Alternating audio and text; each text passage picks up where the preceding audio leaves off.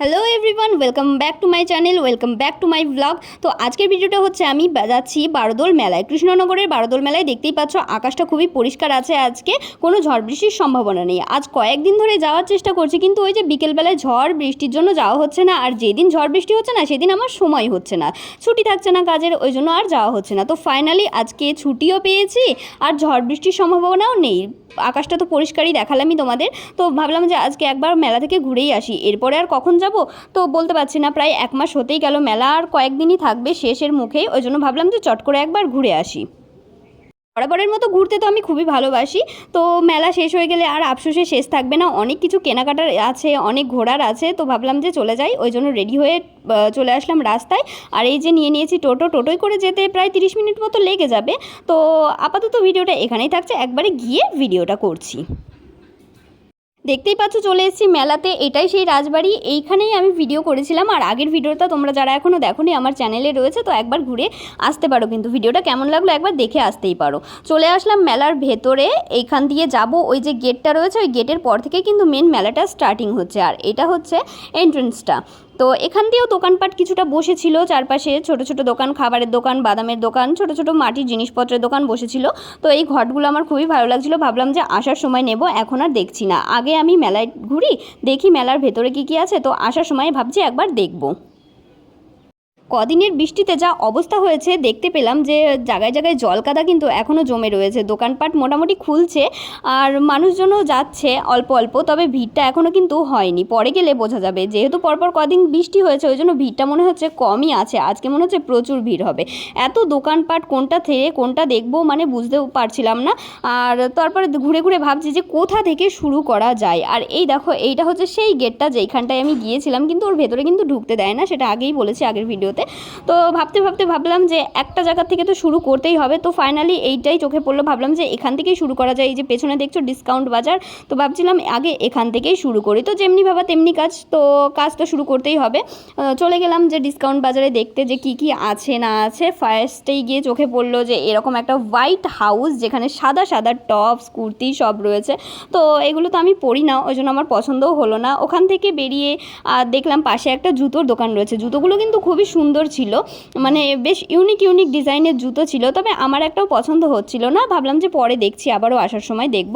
তো ওই ভেবে আর নেওয়া হলো না। পাশ দিয়ে দেখলাম যে অনেক সুন্দর সুন্দর কিন্তু দোকান রয়েছে, সাজাগোজা জিনিসের দোকান। আর এই দেখো এখানে কিন্তু মেলার মধ্যে মানে যে কিচেনের যে আইটেমগুলো সেগুলোর দোকানও কিন্তু বসেছিল। হয়তো এগুলো সম্ভবত অ্যাডসের জন্য দেওয়া হয়, অনেকে ইন্টারেস্টেড হয় তারা নেয়। এখানে একটা মডিউলার কিচেনও করা রয়েছে। এর পাশেই দেখলাম সুন্দর সুন্দর রয়েছে বেডের ডিজাইন, মানে মডেলিংয়ের বেড রয়েছে, তারপরে হচ্ছে আলমারি, এইসব রয়েছে। তো এইসব দিয়ে তো আমার কোনো কাজ নেই, দেখো ঝড়ে পুরো ধুলোয় ধুলাকার হয়ে গিয়েছে, সবগুলোতে ধুলো জমে রয়েছে। আমি বসে পড়লাম এই সোফাটাই, একটা ফটো তুলবো না তাই তো হয় না।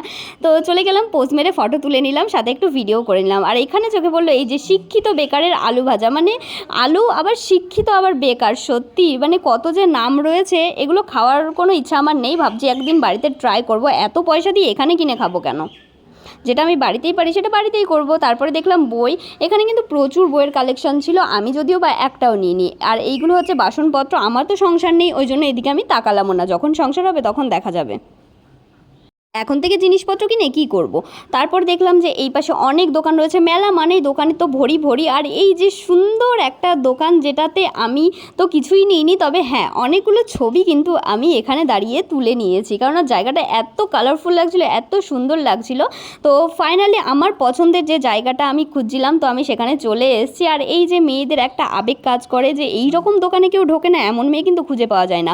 অনেক খুঁজে খুঁজে বেছে বেছে আমি আমার জন্য কয়েকটা জিনিস পছন্দ করলাম, কিন্তু হ্যাঁ দামটা কিন্তু অনেকই ছিল, মেলা বলে কথা, দাম তো একটু মানে নেবেই। তো ওটাতে কিছু করার নেই, পছন্দ হয়ে গিয়েছে ওই জন্য নিয়ে নিলাম। সুন্দর সুন্দর দেখে কয়েকটা জিনিস নিয়ে নিলাম, আর ম্যাচিং করে ইয়াররিংসও কিন্তু আমি এখান থেকে নিয়ে নিয়েছি।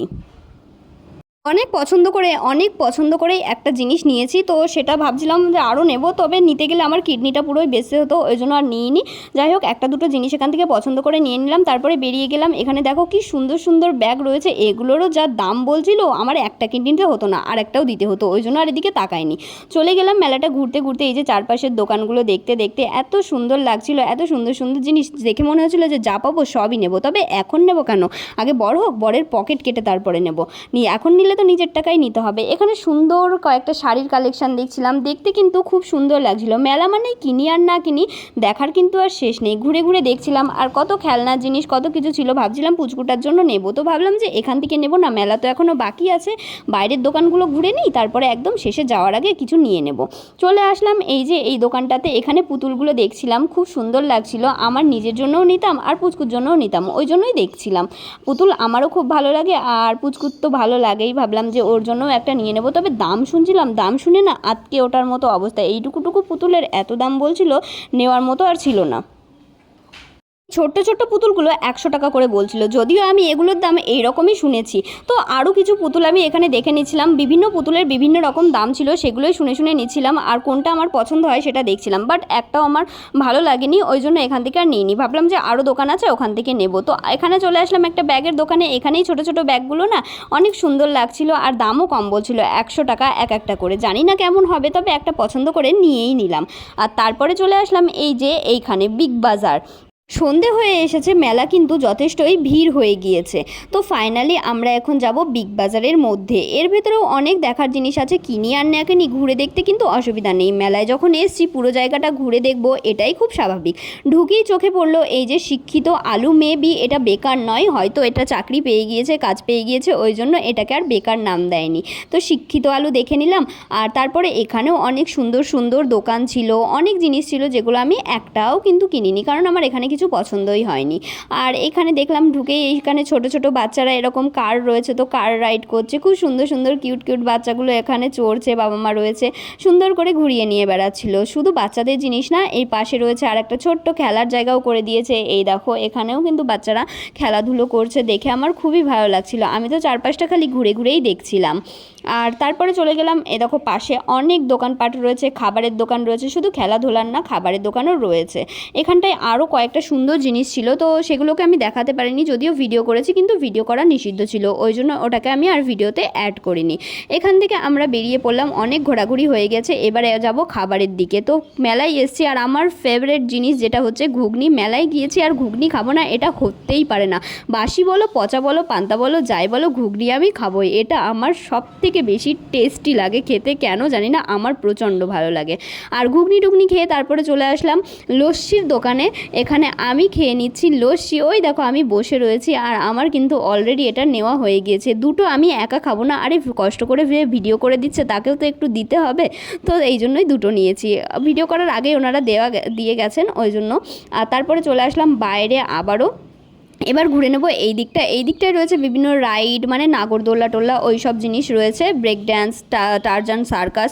তো সার্কাস তো আমি দেখিনি, আর নাগরদোল্লায় আমি কখনো উঠিও না, এই জন্য এটার কোনো প্রশ্নই ওঠে না। যাই বলো তাই বলো, বারোদোল মেলাটা কিন্তু বিশাল একটা মেলা, 1 মাস ধরে চলে, আর প্রচুর মানুষ, সত্যি কথা বলতে প্রচুর প্রচুর প্রচুর মানুষ এখানে আসে। মানে 1 মাস মেলা, যে মেলার যে আবেগটা মনে হয় সেটাই নষ্ট হয়ে যায়, কিন্তু এটা দেখলে তোমরা বুঝতেই পারবে না যে মেলাটা 1 মাস ধরে চলে, মানে এত দিন ধরে চলে, অথচ মানুষের কিন্তু ভিড়ই কমে না। এখানে আরও একটা নতুন জিনিস দেখলাম, দেখো কি সুন্দর লাইট বিক্রি হচ্ছে, তো ভাবলাম নেবো, তারপরে ভাবলাম না থাক, এগুলো আর নিয়ে কাজ নেই।